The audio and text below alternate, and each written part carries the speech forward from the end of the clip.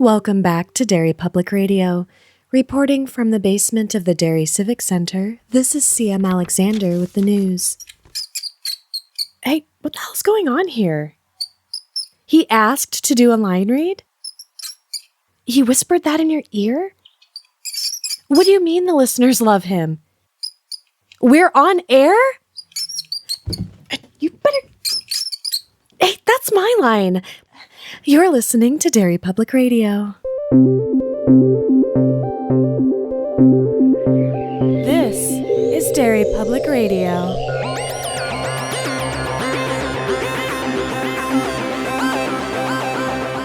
Welcome back to Derry Public Radio, a bi-weekly Stephen King Book Club podcast. I'm one of your hosts, CM Alexander, alongside Joshua Kahn. Hey, everybody. And Benjamin Graham. Hello, constant readers. And today we are back with part 2 of The Green Mile from our patron, Andrew Edmark. And we are covering through part 4 if you are following along. And if not, major spoilers ahead. And Josh is leading our discussion. Let's hop into it. Book 3, Coffee's Hands. Now, I know I just said let's get into it, but let's stop getting into it. Yes. The first chapter of all of these books is the present day Paul. Mm-hmm. I don't like these. No, really? I don't know what part 4, the beginning of part 4, where like a narrative is starting to happen.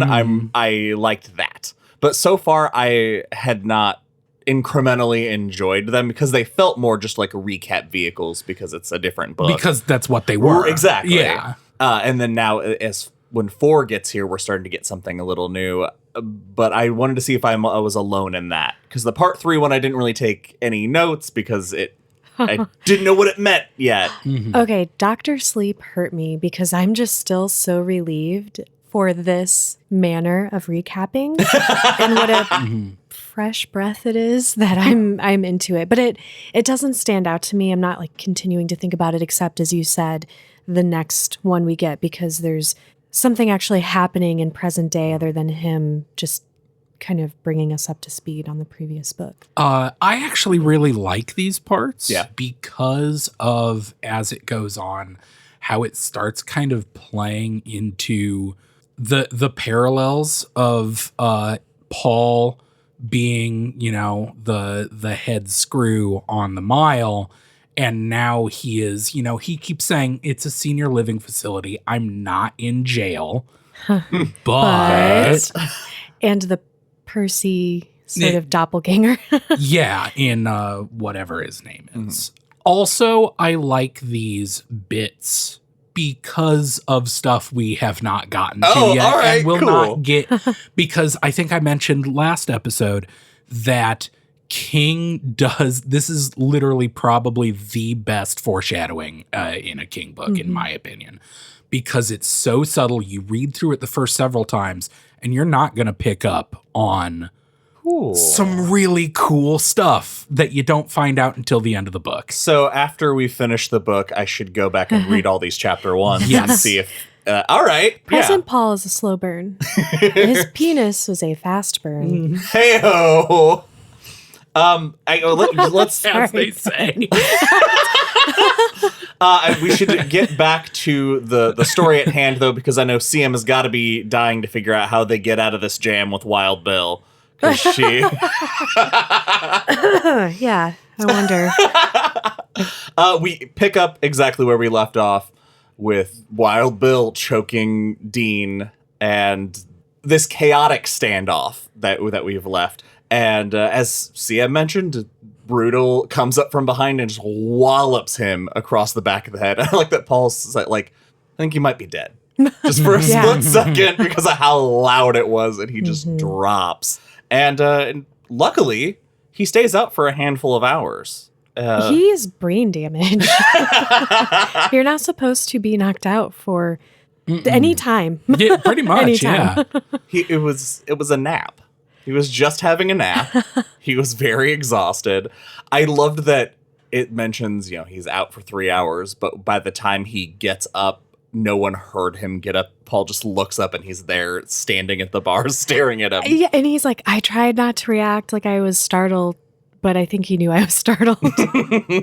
What did you think of this As we jump back, because we're going to find out what happened in these 3 hours, we pick up after Wharton is unconscious, because it stands out that Paul is very calm in his response to Bill. And he's like, that's not what he was probably expecting, but I had other things to think about, mostly my dick.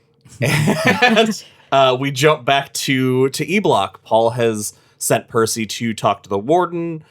He's sent everybody else to the infirmary with Dean, and he's alone on the mile when he realizes that Coffee hasn't said anything in a bit. And he thinks Coffee may have killed himself. But luckily he has not. This is... we don't have a term for this, but we've talked about it ever since Pet Sematary, of the... This is the worst idea. But you're compelled but to I'm do doing it. Well, later, because I didn't pick up on it in this part that's about to happen, but later with Mr. Jingles, he references feeling hypnotized again. And I was like, oh, I don't know if it references it here, but I didn't pick up on it if it did. There is one more bathroom break where he pees pus. Oh, It sucks. God. We just had to remind everybody how bad it is before he goes to do this terrible idea. Would one of you guys like to share what this terrible idea sure. is? So Paul has a temperature, probably very dangerous, like medically dangerous temperature, should be hospitalized. And John Coffey's like, I need to talk to you. And he's like, well, you're going to have to wait because, I'm the only one here. I can't do it. He's like, no, I need to talk to you. And he's more alert. Like he's more there, Paul feels like. And so like you said, Josh, he knows that it's against regulations and for a very good reason. And it's a terrible idea. And even Dell's like, hey, what are you doing, man? Look at what just happened Yes. when you didn't follow protocol. But he has been taken with Coffee this whole time. He has responded to him differently than he has any other prisoner. Yeah. And so he goes on in. And then the most insane thing happens. Like, I wish I could experience this again for the first time because I've, seen the movie and stuff. So I was aware. But Coffee, from Paul's perspective, just plunges his hand into his crotch. Oh, man. And he's like, hey, what are you? And before he can like really react, but he does get out like a yell. So Dell knows something is going on. Coffee does something crazy. It's described almost like electricity, but it doesn't feel like anything, which the idea of your body jerking as though it's being electrocuted, but not feeling electricity or feeling a heat or something has got to be so fucking strange. You know what it reminds me of? And again, like Ben, you said this last episode, so I will repeat it. I hate referencing a worse book. But it reminds me of From a Buick 8. Yep. When they're running to the shed and it's like lighting up and But it's they're yelling. completely Yeah, silent. because they think it's loud, but it's not. That's also kind of the way the after effect deteriorates into white and crumbles away. Reminded me of From Buick 8 also. But yeah, he convulses a little bit, and when Coffee lets go, it's like the world comes back into focus in a brand new way for Paul, and he doesn't realize right away that he feels no discomfort because when he looks at Coffee's doubled over and he looks like he's choking on something, and he coughs out a bunch of gnats. A cloud of something that looks like they could be bugs. Museums. Yeah. Where he left Tom Gordon. It is. I wish I could go back and like ask my dad what he felt when he first read this. Because it's so When you straightforward up to this point. It's book 3. And there have been not even a feint towards anything supernatural unless you count a smart mouse. And this is different. One of our listeners, I believe, Michelle, referenced kind of what I was feeling too. This is a very Rose Matter, like it pulls the rug out from under you as far as what kind of story you think you're getting, and that it doesn't play it like it's going to turn supernatural or fantastic at all. And I love it. And I think that's what makes books like Rose Matter and The Green Mile so special, because it surprises you, but it's so well done and it fits that you just enjoy it a lot. And the visual of it is so, I mean, from the movie, like iconic of just spitting out this cloud of bugs. In the book, it's such a weird like moment of magical realism where you're like, up to this point, I believe these are just normal people. And then something this strange happens. It makes you question, like, what level of reality is this book really taking place in? Is that me? This Just is me? when I knew it wasn't based on a true story when I was watching the movie. By the way, this is when I figured it wasn't a true story. For a sec, like, it wasn't until after it was all over that I was like, is it a true story? I do also like that that's funny. Paul describes the absence of pain the way he does, because I'm sure we've all felt it. I won't speak for you guys, but I have been in such excruciating pain and then it stopped and you do feel almost euphoric. Just the absence of that pain. It's like you're high. It's amazing. I have that feeling every day. Every day. Every day. I have that feeling every time, like, I'm just getting over being sick. That first day where you're like, I can do anything. It's the level of sick where you're like, I've been so sick for so long, I will never not be sick. And then suddenly you're like, oh, I can breathe out of my nose today. This is weird. And then you clean the whole house and then you get sick again because you should have just rested. I think that one's just you. Oh. Yeah. So, you know what? We're just going to go back to Buick 8 one more time. I don't know why this is happening to us, but it did make me think of it in that after this moment, Paul knows he was just part of a miracle. He witnessed something incredible. And the fact that the source of this miraculous healing is right there. And Paul's able to say, how did you do that? And Coffee just shakes his head from side to side. No fucking idea. He does say something important, though, that is going to stick with Paul and he'll understand it later, which is, I helped it, didn't I? It's so sincere. I love it. And of course, he has to go take his dick for a test drive. I love that he's like, I don't have to pee that bad, but I made myself pee. Just because I was sure it was all... recreationally. Yeah. But I like that he was positive he was going to start peeing and the fascination that had come over him would be gone and the pain would be back. I mean, no. I don't like speaking of dicks so much on the show and it not being funny. This is like a boner flop. Yeah, it's not fun when it's just a sincere part of the plot line. A rare plot important boner talk. This boner talk is canon. Stephen King just made this guy's penis important, and that irritates me in a strange way. You know what will infuriate you less? Let's talk about religion. Oh. Because this is where we get Paul reflecting on his upbringing. Because at first we were just kind of given hints that he's a religious guy, all this. But it turns out he has more of a revival-esque background as far as religion. Did that surprise either of you guys? Yeah, I didn't expect it to come up so much, like in this part especially, but it wasn't in such an obnoxious way. It was in a way I didn't entirely agree with the whole time.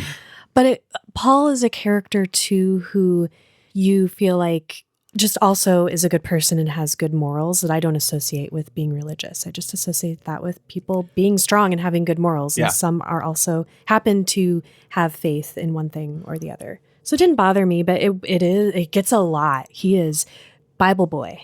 Paul is such an interesting character. Because, like you said, Sam, he is not a character I always agree with.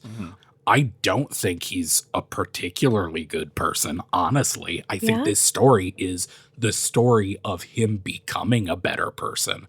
Because this is the story of him through the story of John Coffey realizing, oh, maybe what I am doing here on the Green Mile is not a great thing. Yeah, I see what you're saying. But no, I was not... He seems so real in that, like... So sincere.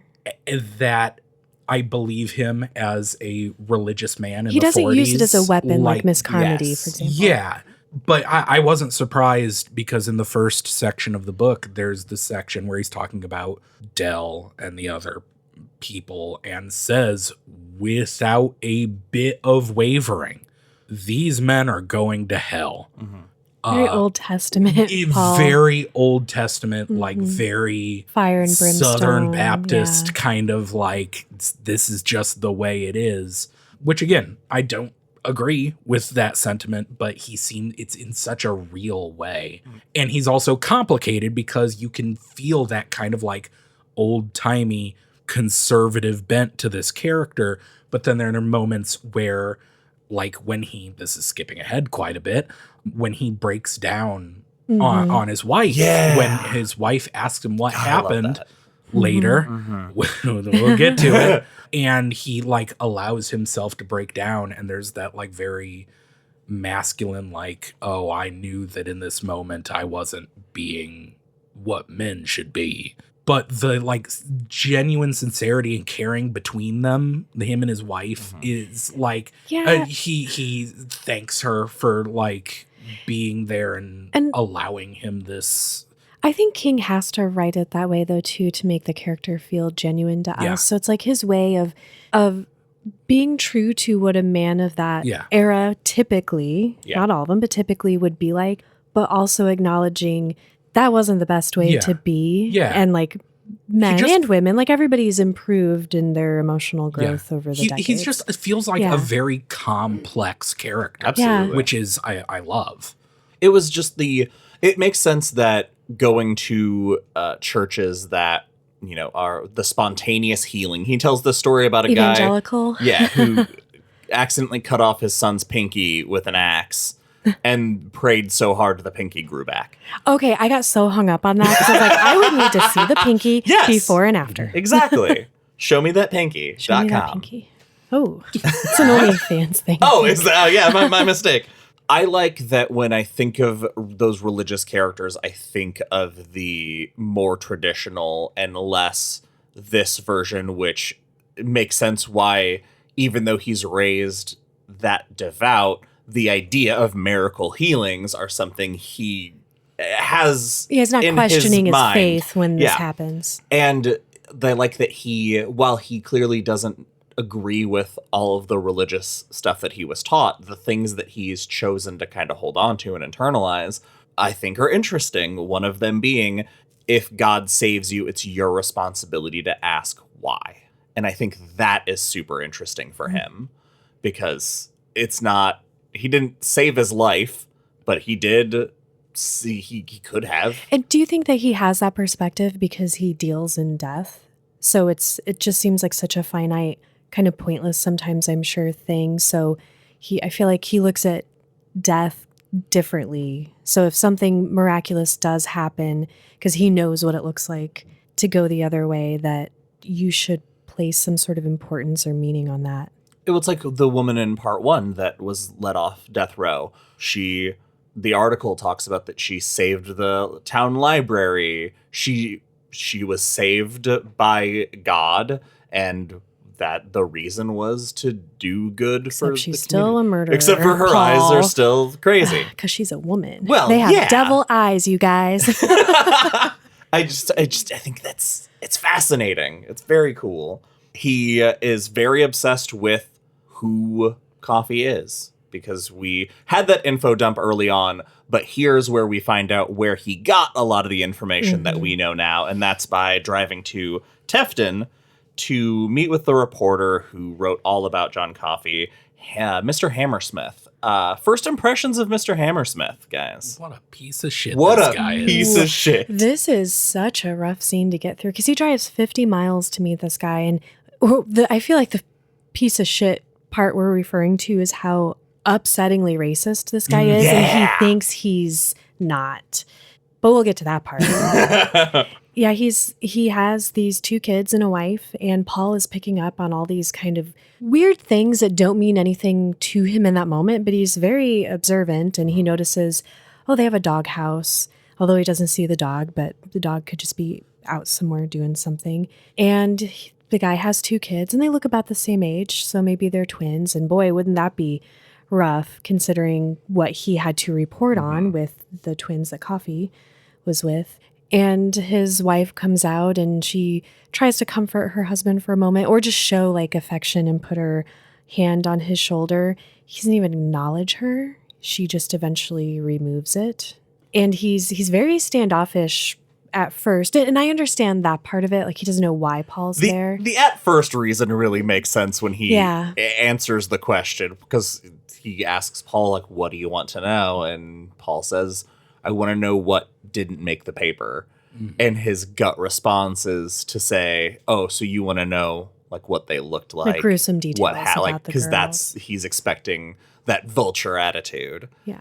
And is surprised when that's not it. I don't like that it didn't seem like he was disapproving enough of somebody coming to want those gory details. That didn't sit well with me very much. I took it as, maybe I just took it a different way, him being more just kind of stoic. Like, I feel like he would have very quietly and calmly kicked Paul the fuck off his porch if that's what he was after. Sure. He That doesn't makes seem sense. like I hope so. Yeah. Paul essentially is just asking if there's any chance it's the wrong guy, because in his head he can't believe that this ability would be put into the hands of somebody who would hurt kids, obviously. I guess that is kind of a crisis of faith. Yeah. In a way. And finding out that he has a non-existent past, pretty much. It's just more of the details that we don't know where he came from. There are vague reports he might have been working here. He might have ridden the rail here. We just don't know. And fascinating because he's someone who would stand out. Right. Everybody who ever saw him would remember seeing him. And there's the details about the scars, which I was very embarrassed that the book had to explain to me why that was important, because it just took me too long. It's okay. It took me long too. Yeah. They point out the numerous scars. There's so many so severe that there's never been documentation anywhere that they could find. But they also used all those scars in the trial as evidence that he was raised in a battered way, and that means he's a violent criminal. Yeah, because of the way the scars look now, they were done when he was young, and then as he grew, they stretch and change. Yeah. That was just a bit gross feeling. Yeah. Now let's talk about the dog comparison, because it's disgusting. And at first I was in such a like give it grace mode that I was willing to think, oh, he didn't think this metaphor through, and it becomes all too clear this metaphor is very pointed. It was one of those things for me, similar to you. Like, he started in on it, and I was like, oh no. This is the first time that in the book that I was like, oh yeah, we're in the 40s in the South. Mm-hmm. Do you want to take us through it, Ben? Not particularly. His argument is not something we need to elaborate on or give space any weight to. No. Yes. He can say what happens. Dehumanizing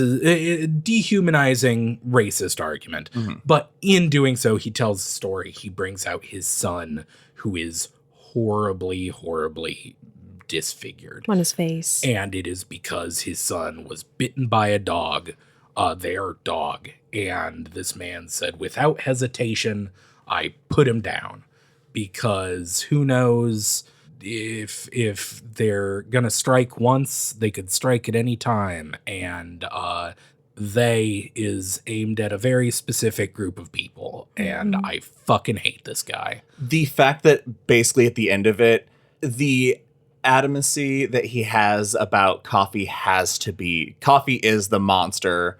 You just see him docile right now, but he'd kill you given the chance. And realizing that is not about specifically the crime he committed, just of the way he looks. And it's so hard also when Paul has such unkind thoughts when he sees the boy's face. He, in his internal monologue, he's like, this kid is never going to have sex he doesn't pay for. He's never gonna dance or kiss a girl. Like, he's not going to have a normal life. He's going to think ugly every day he wakes up and looks in the mirror. And it's a lot of dehumanization. It's interesting, though, because I think it effectively tells us how badly he was mangled. Yeah. So the they leave that conversation with very little progress having been made. And we find out that Wild Bill is back to his old bullshit. The next day, he just decides to take a piss on one of the guards. This happened to me at work. I was going to say, it is something, this is something that bothers me. And I'm not going to relitigate our discussion from last week. I'm still doing my own research into prison abolition. But, unpopular opinion, if someone pisses on you, they don't deserve human rights violations. They terrorize this guy because he peed on their legs. I get peed on all the time at work. It is a part of the job, and you go, that sucks, and you deal with it. It sucks. Sure. And it's hard because Billy the Kid is an objectively terrible human being. He is the worst, obviously. But I reading this section, I'm like, you're supposed to be like, yeah, they're really getting him good. He is already on death row. Yeah. You got him good. They like, blast him with he's gonna call hose. you names and like try just It's written as though this is more about establishing dominance, and that makes it inherently more cruel. Because that's kind of the culture of the prison system, because they think they have these really violent people and they need to do whatever they can to make them stop having that violent behavior. And it's very punitive. Yeah. Yeah. That's a great word. Also, fuck this guy.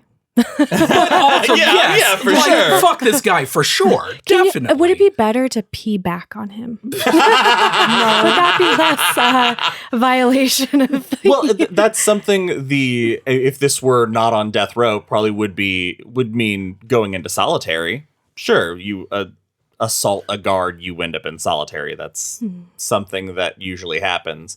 It's the being blasted with a fire hose and wrestled to the ground into the straitjacket and like that. Yeah. When the other option was just let him be in his cell. Like, it's not worse.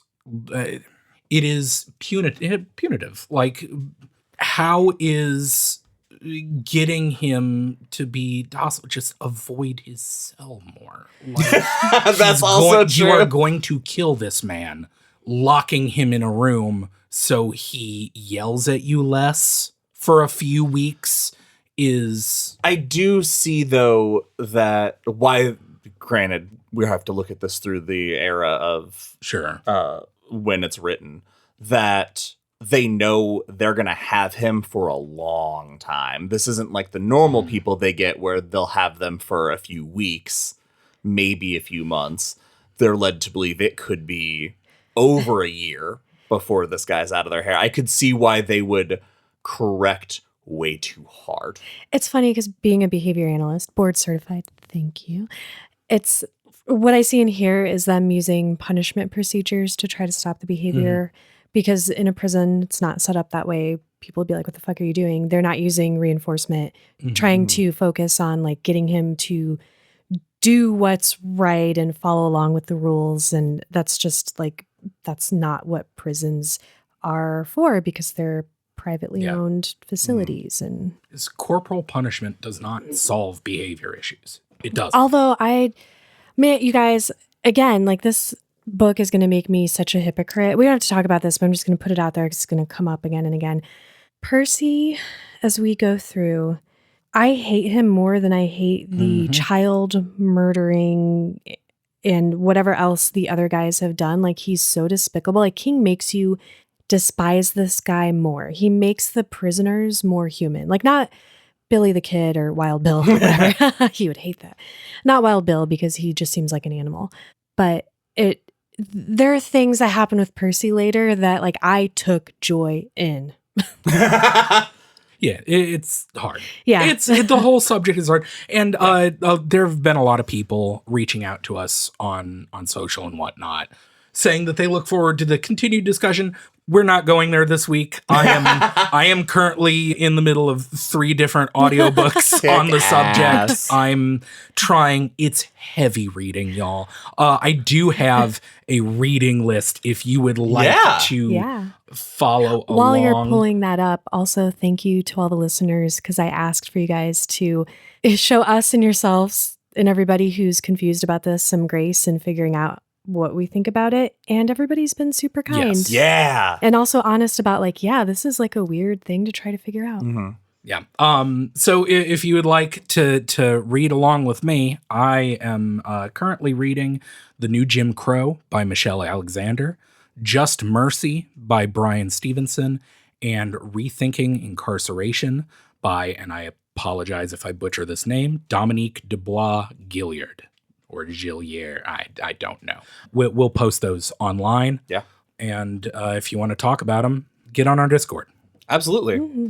And maybe CMU, as a behavioral analyst, because the punishment, it was purely about punishment and not correcting behavior. The thing that's interesting is that it drives Billy to become more creative. And thus we get the moon pie incident. Okay. This is sorry. I'm so excited. This is why we use reinforcement, not punishment in schools. Sometimes you have to use punishment, but those are the exception, not the rule. So, well, in punishment, for anybody who is in the know, I'm not talking about like reprimands, natural consequences, restoration, overcorrection, or response blocking. What I'm talking about is more what they're doing here. So punishment is shown to be effective at more quickly stopping the behavior. So the behavior, quicker than with reinforcement, will stop. But the downside of punishment is that lack of that behavior is not long-term. You have a better chance of that behavior changing permanently with reinforcement procedures over punishment. So if it's something that is truly, truly unsafe, I could see people resorting to a punishment procedure to just get that to stop right now. But then you would introduce reinforcement for the appropriate behavior, because you're just going to have like that behavior that was extinguished by punishment is going to spontaneously recover. And it they'll does get more creative, apparently. Yeah. The idea, I just love that he bought a contraband moon pie he wasn't supposed to have and then held it in his mouth until it liquefied. I could never, I'd have to have one to eat and one to waste. I could never like not swallow something delicious. On a lighter note, Melinda Moores has come home to die. On a lighter note. This book, I have to use that because the book doesn't ever get lighter. I feel that is true. We learned last time that everybody was very impressed about the scans she got, but they are sending her home with medication to die. Mm-hmm. And on this evening, Paul and his wife come over and spend a dinner evening with them. Do you guys have any feelings about that dinner scene? Or that visit scene, not a dinner. Depressing as hell. Yeah, mm-hmm. Yeah. Like we know where this is all leading, of course. So you do still kind of have hope. Because I think even like readers at this point maybe are like, oh, maybe Paul's going to have an idea. The fact that as he's looking at her, he just keeps thinking, I helped it, didn't I? And then he keeps thinking about his dick as he's looking at her. Yep. Looking at that wasted away woman, thinking about his dick. And then he goes home and he thinks about John Coffey while having sex with his wife. Can we spend a minute on this Stephen King sex scene? You guys, what did you think? Was this well written? Was like it erotic? Was it like all Stephen King sex scenes? I checked out. Well, anytime I get to read about being surrounded by someone's oh yeah. Wow. Finish the sentence. Whoa. Finish the sentence. I was gonna say wetness, but because I couldn't remember if that's the word he uses or not. He says some very visceral word, like I slid into her slickness, hotness. I don't know. Slick hotness is not it. No. I think that's a great way to describe sex, though. Get in the slick hotness. I gotta get in that new hotness. That's so no, it's bad. Sounds like imagine Tom Hanks like, yeah, you helped it, didn't you? Sounds like a 50s Vegas gambler mobster character. Slick hotness. Hit the tables.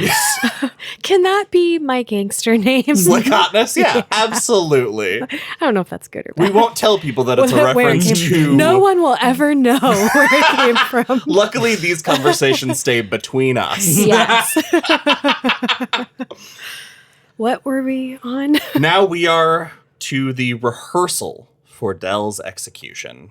First things first, I get that Dell's stupid. But the idea that he knows they do rehearsals for the execution, and he's just, oh yeah, the temporary warden and high staff want to see a circus show from my mouse. Fully believable.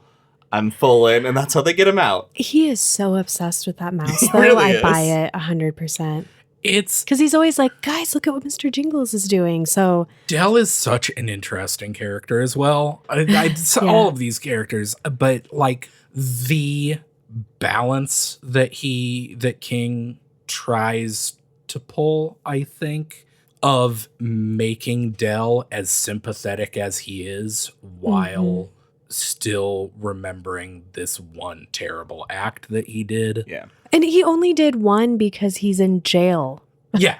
Like, yeah. so Yeah, I'm sorry. that's- I Keep mean- saying, no, Very pissed off about the Dell thing. yeah, he keeps saying that, like, oh, well, if now that he's here, he's so docile and he's so harmless. Yeah, because there aren't any and- little girls to rape and murder. Exactly. Yeah. Fucking. Anyway, it's the sympathetic angle because they go out of their way to making Dell's last few days as over the top good as they could be in the situation.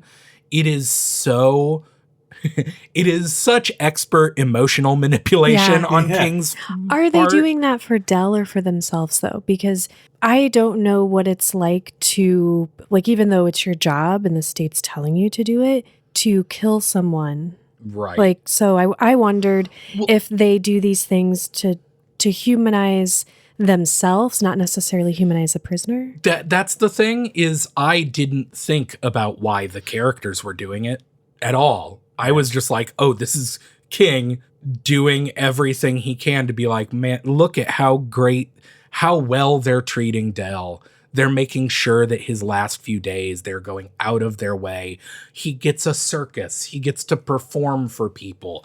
They tell him about Mouseland. Mouseville. Mouseville. Mouse Disney World. Yeah, they're gonna take him to Special Mouse Disney World when he's gone, and they do all of this to like. And I didn't think about why the characters would go out of their way because I knew that it was just King being like, we're gonna make sure that when the other shoe drops, you feel as bad as possible.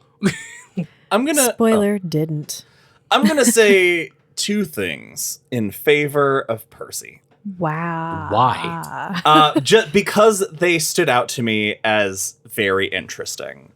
First thing is that Percy's 21, and movie Percy is certainly not 21, and that's the age I always imagine this character. So when it's mentioned that he's 21, so much of his behavior comes into a different kind of focus, like that he's still. It's disgusting that Percy is the way he is at the age he is in the movie, because it means he's lived his whole life that way and never changed, given the opportunities of time. This Percy comes off as somebody who's been raised entitled and is still not lived enough of a life to learn not to be a piece of shit, because his whole life has been sheltered and taken care of, and he's been able to be this monster his whole life because he's only 21. Just think that's interesting. The second thing is that I think the other guards feel bad because they think of Dell as a pet also, just not the same way Percy does. Yes, That's interesting. absolutely. And that, and a lot of it has to do with the fascination of Mr. Jingles. Honestly, had Mr. Jingles attached themselves to anybody who wasn't a wild monster like Wild Bill, they probably would have come to have a favorable opinion of that person too. Just a theory. But it to me reflects a little bit of the what Paul is kind of experiencing, realizing that, like, hey, none of us are the good guys on this side of the mile necessarily. Such a complicated book. So they do the rehearsal, and the most annoying part about this is that Percy is teachable in this moment. He's showing all of the signs they've been wanting from him. God, doesn't Paul say, oh, when he's doing something he loves, which is gross? Yeah. It's that... Nobody should want to do that. He has that reaction of like, finally, he's showing the promise. We wanted him to take this seriously. Oh, it's because he loves that he's... Oh, shit, I hate that that's what he loves and that's why he's good. Like, he catches himself before he can give him any credit. Yeah. And this is where the dominoes of what happens to Del can be traced back to so many things. But here is where it all really, really starts. And that is, when he comes back to the cell, Percy makes a joke about grabbing for him. Del trips backwards over Brutus's foot, falls down, and then runs off scampering. And Percy, who's in a great mood because he just practiced killing Del, and Del has no idea, is chasing after him. And Paul thinks maybe to actually apologize. Well, because he's saying, hey, Del, I was... Yeah. No. Ugh. And he wanders too close to Wild Bill's cell, and Wild Bill's faster than anybody realizes. This is gross because Wild Bill grabs Percy and immediately objectifies him. Hard. The fucking gay panic in this sucks. Because in this moment, Wild Bill is starts like crooning and like caressing Percy. It is And kisses his ear. the I'm sorry, stereotype of what Percy was like beating Del for is the believing in this like aggressive homosexual that's gonna get you, and you realize that like, no, that person doesn't exist. Like that is a stereotype that does not exist. It is just a thing that homophobes create so that they can hate people. But then King's like, no, this character is that. This character is the aggressive gay man. I don't think that's what it was. I think that Wild Bill knew what to say to get in his head like that. Like, except that later in the book, Paul and Brutal threaten Percy with throwing him to be raped, which is... I didn't know they were thrown to be raped. Yeah, they say this is once again skipping ahead. When they are confronting him in the tunnels below, they say, we will make sure that you get to know Wild Bill. Okay, so sorry, I think it's because I'm a woman. When he grabbed him and he was objectifying him, I was thinking of it from like, if that had happened to me, a woman. And so it didn't even cross my mind that it was homophobic. It's well, I mean, it's just the using the threat of a gay man in media is it's not great. But before the other officers can get their hands on Bill, he lets go and he backs away and he's like, I'm kidding, I'm not doing anything. And Percy runs to the other side of the mile and is obviously in so much panic. And then Del starts laughing because he peed his pants. Which is funny. I mean, I would have laughed. I love that. And he's like, if you guys tell anybody about this, you'll all be fired. And Paul's like, yeah, that makes you look cooler. Paul's like, if anybody did find out about it, you have a very unfortunate name for that. And so I've taken it upon myself to type up just a few names that I think if I were working with Percy and I found this out.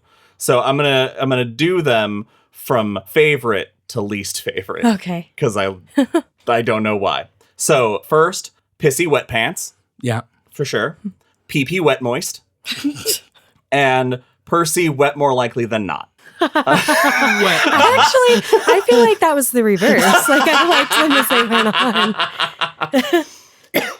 We touched a base a little bit, but before we move on to the execution, did you guys have any thoughts about that final talk with Del about Mouseville and Brutal giving that pitch, besides what we've already talked about?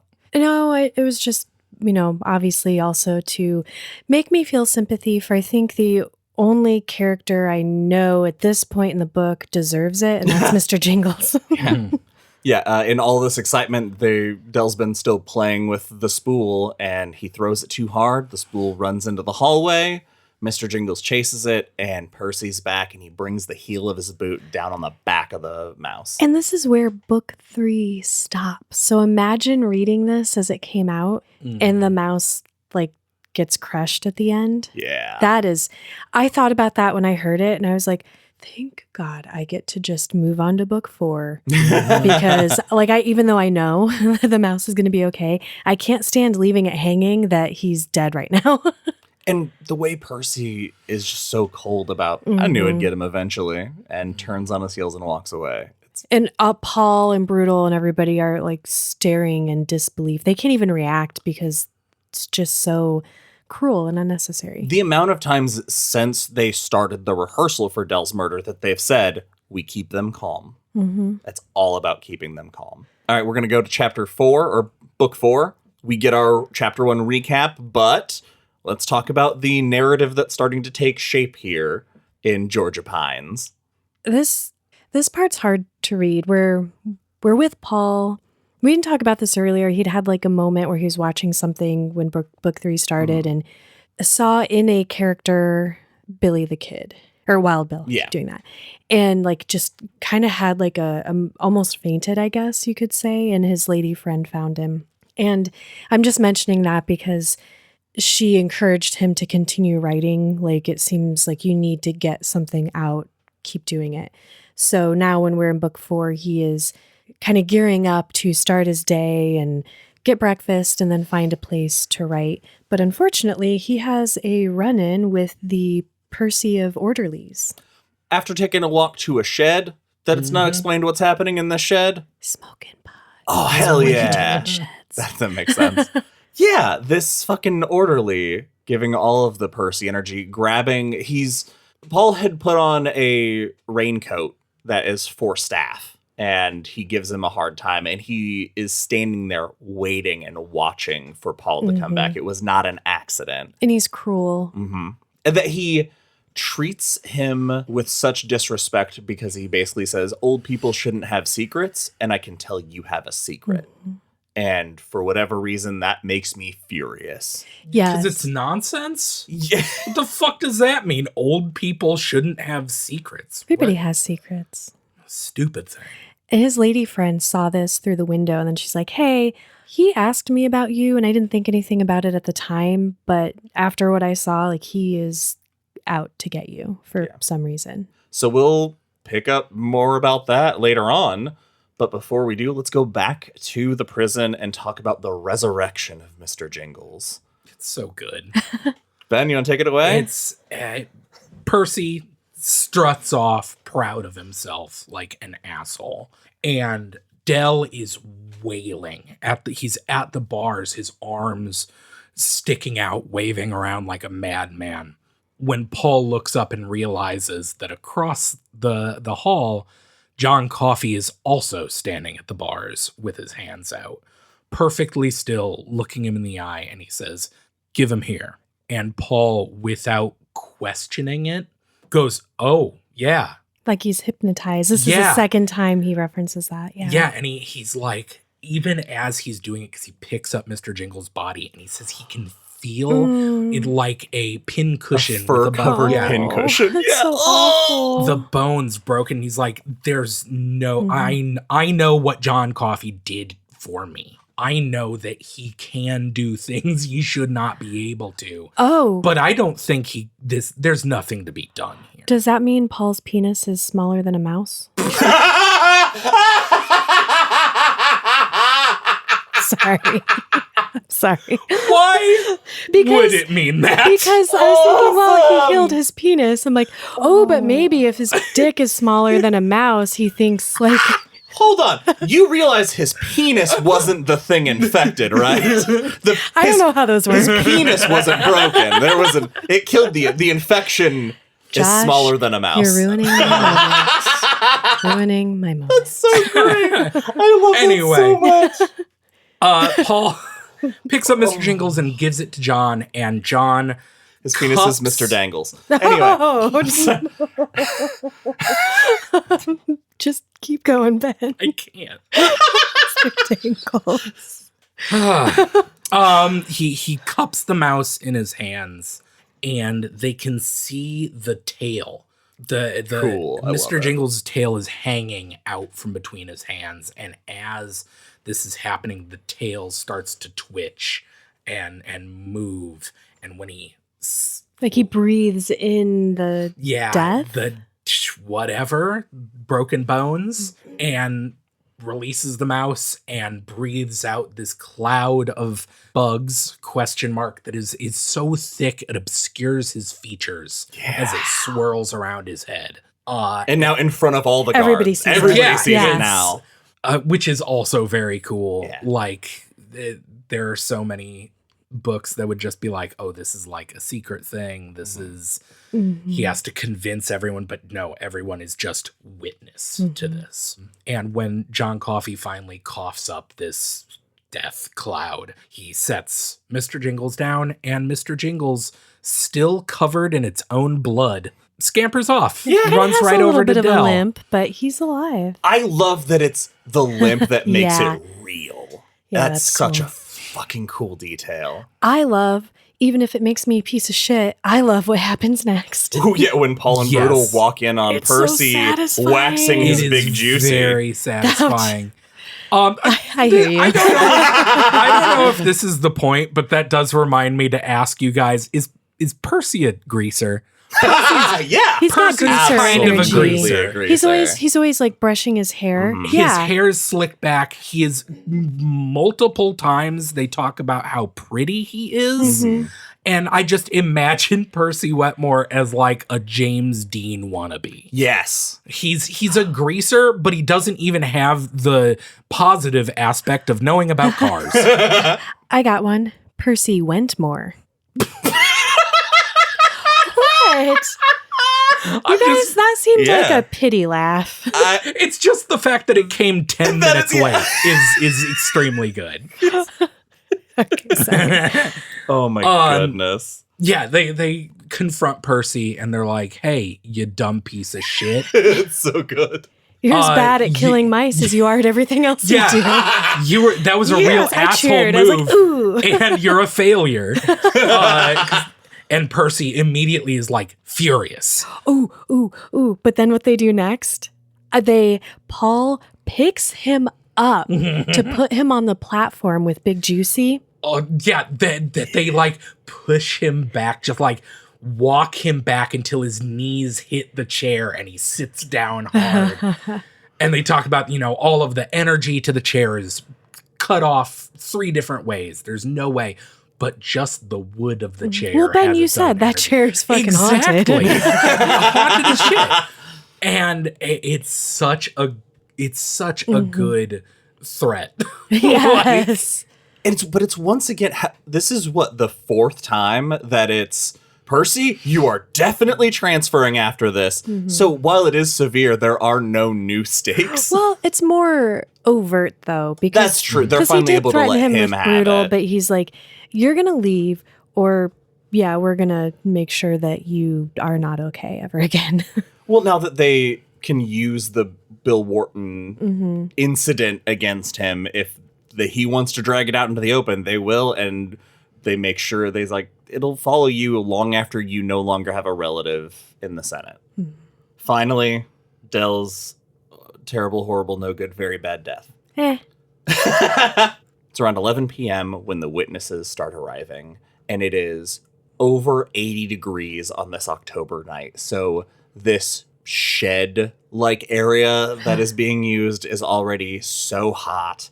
And there are, it sounds like a lot of people 25 people coming to this execution. And at 11:30, they start getting Del. As Paul starts his speech, Del interrupts him to give him Mr. Jingles. And he's like, I would take him, but how am I going to do an execution with a mouse on me? I would love that, though. Like, I wouldn't go to an execution, but if I ever was at one and the guy came out with a mouse, I'd be like, what's happening? Yeah, I love that he just reaches out and Mr. Jingles scurries onto his shoulder and sits there. It's so unnatural for a wild mouse. Yeah. It gives you that, like, there's something here. Mm-hmm. Del cries at the goodbye. He blows Mr. Jingles a kiss, and it's just one of those, it would be funny if it wasn't so sincere. But the moment I loved is how, I don't know if it's, I wouldn't say subtle, I guess, but the fact that once we start on this page, every time Del does something, it's specified for the last time. He says goodbye to Mr. Jingles for the last time. He exits his cell for the last time. And it's so crazy. With as many deaths as we get in King books, you rarely know so many last times are happening at once. And I think that's a cool not countdown that I really enjoyed. But the real kick in the ass. Let's go back to the job is keeping them calm. They walk into the room and Del sees that Percy is standing next to the chair. I can't blame him for the reaction. Right. Yeah. That he's upset because this guy has terrorized him. How the first thing going through my head would be like, what is he going to do to make this worse? You know? And Paul gives him the same pep talk he gave to Bitterbuck of they're going to remember how you go out and make it a good one. You know what? I thought about this. Yeah. Fuck that. That's for sure. so fucking stupid. Well, no, Bitterbuck, it made sense because his family. Sure. For Del, that does not make sense. But it's such a bullshit excuse. I'm like, come on, man. Do it so we think highly of you. You're putting me to death. You're I don't give a shit if you but again, think I went that's why I think dignity. it's more about them than Fuck the prisoners, dignity. because imagine putting someone to death who you have to fight every second to get that person in the chair and strapped in and they're screaming and throwing a fit. Like, I think they want to keep them calm. Obviously.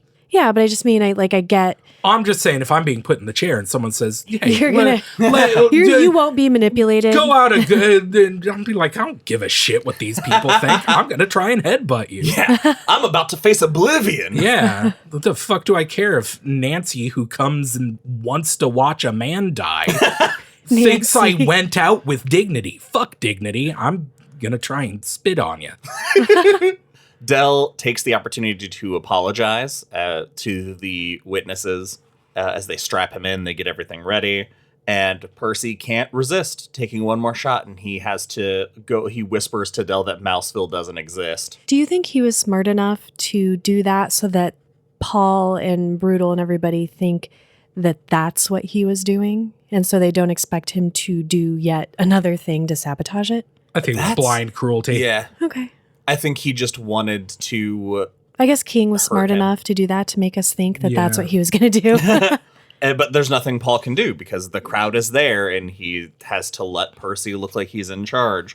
And he's so upset he doesn't notice the next move. And that is, instead of bringing the sponge to the cap, Percy brought the cap to the sponge and fought off any attempts to help him put it on there, shoot everybody away. He was standing in the way. And it's not until we're rolling on one and things are about to go down that Paul realizes that there's no water running down the mask. Percy has not wet the sponge that we talked about in, I think, the first episode. Yeah, that is the conductor. The conduit that lets the electricity go straight into your brain and fry you and be done. And there's nothing he can do. I love that when he sees it, he reaches out to Percy thinking it's an honest mistake. And when Percy pulls himself away from being grabbed is the moment he realizes this shit is... Okay, agree or disagree. He could have, because he thinks, I could have screamed stop, and a second later I might have. He could have at that point just been like, stop. Wouldn't it be better to like have a hiccup and stop and people see that than what happened? Yeah, but I think we're talking about the matter of like 2 seconds. Yeah. And if he was... If that. Yeah, if he had the wherewithal to get through the panic to the idea of stopping. It felt long in the book. It definitely feels... And I think every second of this execution does. I mean, at the end we find out it's been 2 minutes. Yeah. And it's like this whole book is almost in 2 minutes. So, oh boy, we roll, guys. What do you want to talk about?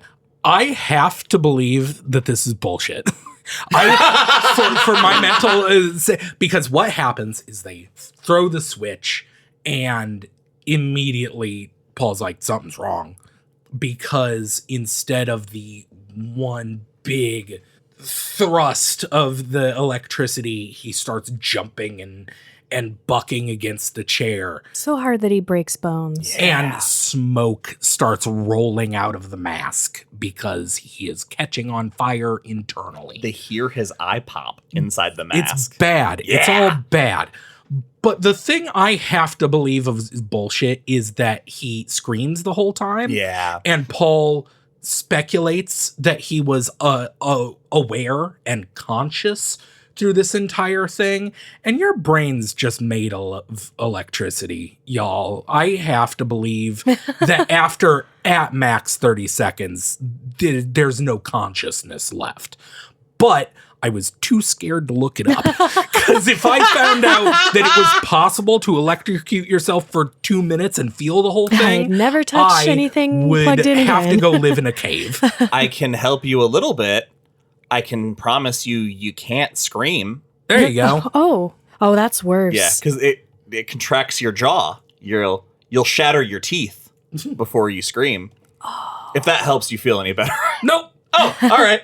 It's a fucking horror show, but like at one point, People are fainting. yeah, he catches on fire, like where everybody can see it's not just smoke, and they have to go get the extinguisher. Brutal almost throws water on him. But there's the most important moment where once they've realized it, Paul goes to stop it, and Brutal is the other way around. Brutal goes to stop Brutal it. goes to Yeah, stop it, and Paul's Paul like, stops him because he's like, if we or stop, something like that, yeah. if we stop this now, he's still gonna die, but it's gonna be even worse for him if we stop it now. Question. Is this scene better or worse if we combined it with the pie eating scene from The Body? Instead of everyone passing out, everyone starts vomits. comically vomiting on each other. I feel like that is a movie. Yeah. I would watch that scene. By the time it was over, Del thankfully was dead, but when Paul goes to take the stethoscope to listen to the heartbeat, he has to wipe away some of the foam from the canister, and it wipes off just a Skin chunk is of his chest. sloughing off. Yeah, it's the way he described like seeing the runny eye sockets. It's so, listeners, read it. It's so rough. fucking Yes. cool.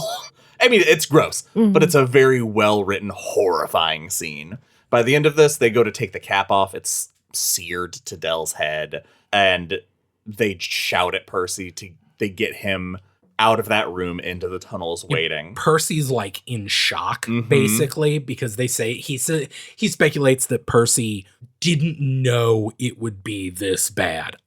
Which raises the question, what the fuck did he think was going to happen? So it was Is so that his 21-year-old thing? well, his excuse is that his rehearsed excuse, because he knew what he was doing was going to make the death worse. That decision he made knowing full well the malice that was going into it, because it's later mentioned he asked somebody specifically several questions about the sponge. But his defense is, when we rehearse it, the sponge isn't wet. And that he thinks that's that's going to take care of everything. Which is my favorite part of this, is because Paul has to physically stop Brutal from beating the shit out of Percy, which, yes. I want a book where Brutal beats the shit out of Fan fiction. Oh, we have a fight night coming up. Oh, yeah, Josh, do it. Can you just make one of the character models just noticeably bigger than everyone else? I love that. No, he like pulls Brutal and is like, no, if you do this as much as he deserves it, we're all getting fired, and I'm cool with that for me and you, but we have other guys that we have to look out for. But they round on him and they descend on him and they say, okay, final straw, you're gone. Tomorrow you are putting in your application. We are never seeing you again. We hate you so goddamn much. Yeah, you're just going to be, my favorite part is they're like, yeah, you're going to be transferred because you're an incompetent. Which is such a good, and he has so to smart because admit to that because he can't say it was malice. The ego that that Percy has of that instantly, he's like, no, I'm not. And it's like, oh, do you want to argue that you aren't? That you knew what you were doing? Is that what you want? And it forces him to admit that he's a fuck up piece of shit. Yeah. Which is very satisfying. That's the satisfying end that Percy deserves. This is what not being raped. Yes, that is true. Yeah, violence is bad.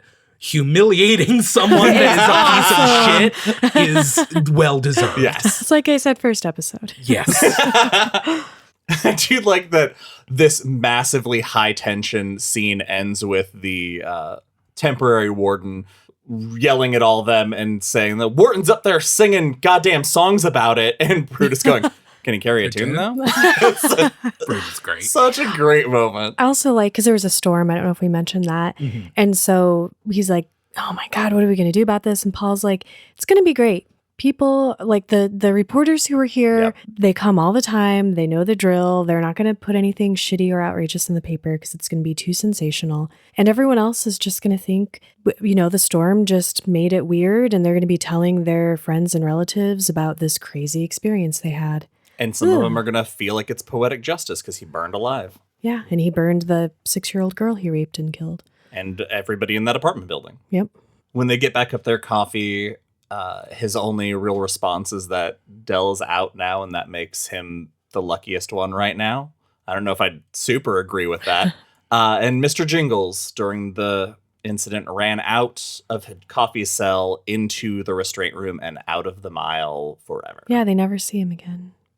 We get to... what was that you laugh about, Sam? We get to the scene that, Ben, you talked about earlier when he goes home. The plan is to not tell his wife, but she sees it on his face. And yeah, we get that vulnerability, which is nice to see. But it's in this comfort that the idea first comes to him. And this isn't the exact quote, but he makes a comment that atonement is the lock on the door you closed against the past. And I don't know how I feel about that, but I feel something about it. Does that make sense? Is it that atonement is the process of locking a door you never have to deal with because you did something that allowed you to lock it? You paid the price so you can close the door on it. I believe that's what the point of that is. Okay. So it's not about healing trauma. It's about locking it away. It's about paying your dues for what you did. Okay. Yeah, that makes sense. Serving your time, kind of. Yeah. If we're going to put it in prison terms. Huh. Yeah, like people serve their time. So then, yeah. Like that's why they also give them a dignified death, because they serve their time on death row. Sure, dignified. Yeah. The next morning, Hal gives Paul a call because he's heard about everything that happened. Graciously agrees that he's going to, the second that application comes, he's fast tracking it, getting Percy the hell out of there. It'll take a month or two instead of like a year. Yeah.